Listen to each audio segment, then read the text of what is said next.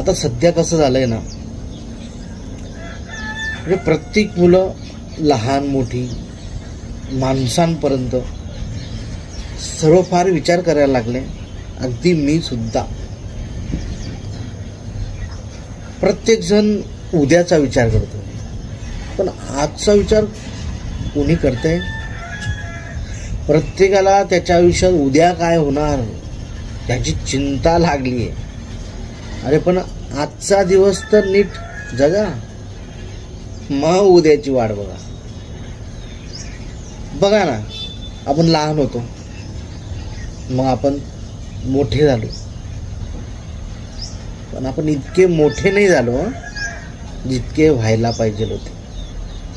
म्हणजे सांगायचं मला असं आहे, आपण विचार अगदी शून्य विचार करतो. म्हणजे त्या विचारांना काहीच अर्थ नसतं, काहीच महत्त्व नसतं, पण आपण इतका विचार करतो आणि त्या विचारांमुळे आपली झोप नाहीशी होते. मग आपल्याला झोप लागत नाही, मग आपल्याला भूक लागत नाही, आपल्याला तहान लागत नाही, आणि सतत चालू असतात तो विचार. म्हणून मित्रांनो, विचार आधी बाजूला ठेवा आणि आधी तुमच्या जीवनाकडे बघा.